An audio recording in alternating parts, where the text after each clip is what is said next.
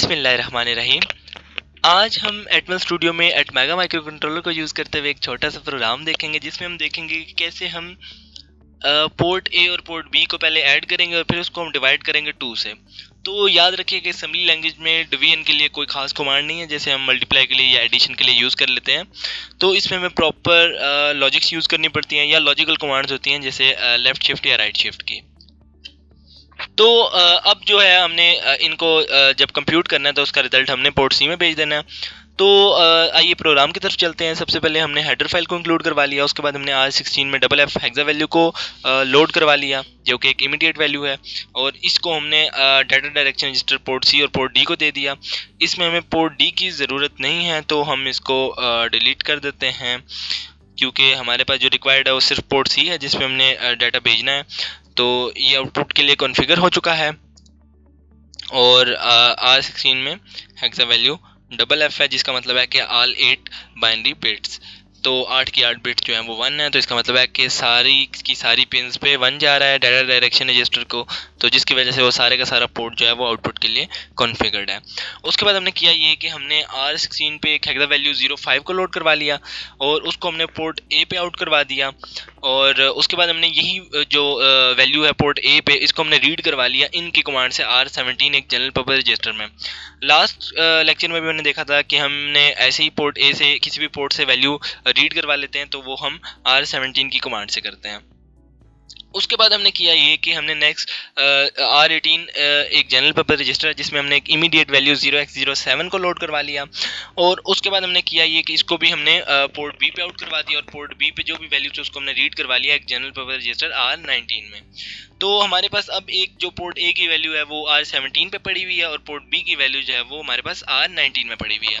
अब जब हम इसको ऐड करेंगे तो हमारे पास 13 आंसर आएगा 5 + 7, लेकिन 13 जो है वो हमारे पास एक हेक्सा डेसिमल वैल्यू है जिसका हेक्सा में इक्विवेलेंट 0x0 सॉरी हमारे पास जो 5 + 7 होगा तो ये हमारे पास 12 हो जाएगा, और 12 की जो हेक्सा वैल्यू है वो 0x0c होती है। अगर ये 13 होता तो यहाँ पे d होता। अब हमने करना ये है कि हमने ये जो हमारे पास 12 आ चुका है इसको हमने डिवाइडेड बाई 2 करना है। तो इसको डिवीजन के लिए हमारे पास कोई कमांड नहीं है, लेकिन LSR की कमांड यूज़ होती है जिससे हम लेफ़्ट शिफ्ट कर सकते हैं किसी भी वैल्यू को बाय 1 बिट। तो अब हमने लिखा LSR R17, तो R17 में जो भी वैल्यू है इसको शिफ्ट कर देगा लेफ्ट साइड बाय 1 बिट। तो आइए हम इसको चेक करते हैं। फॉर एग्जांपल हमारे पास अगर 5 + 7 हमारे पास जो आंसर है वो हमारे पास 12 आया है, तो 12 को हम कैसे उसको लेफ्ट शिफ्ट करेंगे, तो हमारे पास आंसर जो है वो 6 आएगा, क्योंकि 2 से डिवाइड करना है हमने। तो ये कैसे कमांड 2 से डिवाइड करती है, तो आइए इसको समझने के लिए हम पेंट पे चलते हैं। हम पेंट पे आ चुके हैं, तो यहाँ पे हमारे पास जो बाइनरी बनती है 12 की,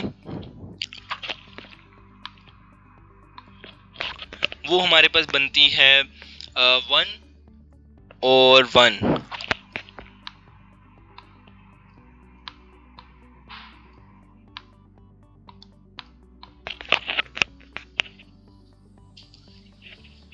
तो ये हमारे पास जो है ये बन जाती है। तो ये हमारे पास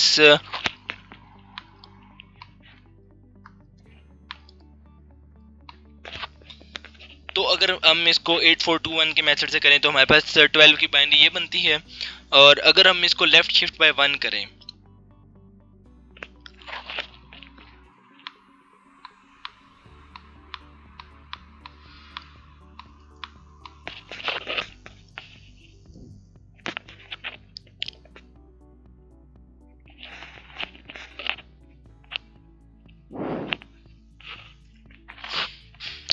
तो हमारे पास जो 12 की बाइनरी है वो ये बनती है। अगर हम इसको 1 टाइम राइट साइड शिफ्ट करेंगे तो हमारे पास जो बाइनरी है, अगर हम इसको हर डिजिट को 1 टाइम राइट शिफ्ट करें तो हमारे पास जो वैल्यू बनेगी सबसे पहले हमारे पास 0 आएगा, फिर ये वाला जो 0 है ये जंप होके बैक चला जाएगा जो कि यहाँ आ जाएगा, और ये जो नेक्स्ट 0 है वो इसकी जगह ले लेगा, और फिर जो 1 है वो आगे आ जाएगा, और फिर जो ये वाला 1 है ये इधर आ जाएगा, और जो सबसे पहले 0 गया था वो इधर वापस आ जाएगा।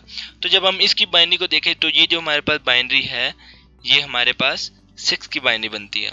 8421 और 42 की जगह 11 है तो 4 + 2 6, तो ये 6 इस तरह बनता है। तो हमने वन टाइम जब इसको राइट साइड शिफ्ट करेंगे LSR यानी लेफ्ट लेस शिफ्ट राइट, तो लॉजिकल शिफ्ट राइट, तो जब हम इसको लॉजिकली शिफ्ट राइट करेंगे बाय वन बिट, तो हमारे पास जो वैल्यू है वो उसका हाफ बन जाता है। कोई भी वैल्यू हम लेंगे तो ये उसका हाफ बन जाएगा। तो हमारे पास 12 था, तो 12 के बजाय अब हमारे पास 6 आ चुका है।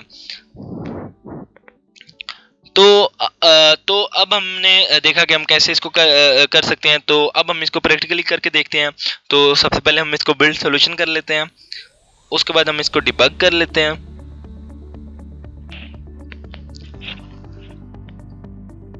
अब हम इसको स्टेप बाय स्टेप देखेंगे। तो सबसे पहले हम F10 की प्रेस कर सकते हैं, अदरवाइज हम यहाँ से स्टेप ओवर का बटन यूज़ कर सकते हैं। तो सबसे पहले हमने डाटा डायरेक्शन रजिस्टर जो है उसको आउटपुट के लिए कॉन्फ़िगर कर लिया। उसके बाद हमने R16 में 05 वैल्यू ले आए और इसको हमने पोर्ट A पे आउट करवा दिया, जो कि हम यहाँ से जाके देख सकते हैं। हमने पोर्ट A पे आउट करवा दिया।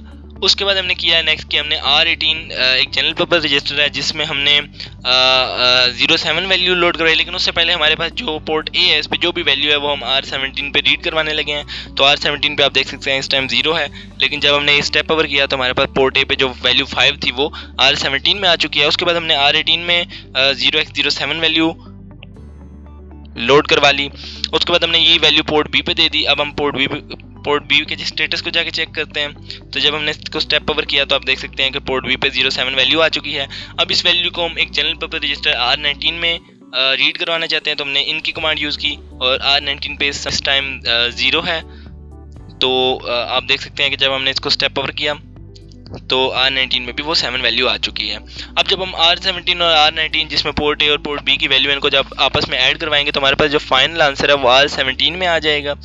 तो जब हमने इसको स्टेप ओवर किया तो आप देख सकते हैं कि 0x0C वैल्यू आ चुकी है। और जब हम इसको लॉजिकली शिफ्ट राइट देंगे बाय 1 बिट R17 को, तो ये जो R17 में जो वैल्यू 0x0C है वो अब 6 बन जाएगी, क्योंकि C हमारे पास 12 है और 12 का हाफ 6 होता है। तो आप देख सकते हैं कि हमारे पास जो वैल्यू है वो 6 आ चुकी है। और अब हम इसको फाइनली पोर्ट C पे आउट करवाएंगे और पोर्ट C पे इस टाइम 0 वैल्यू है, लेकिन जब हमने इसको करवाया तो हमारे पास 6 वैल्यू आ चुकी है।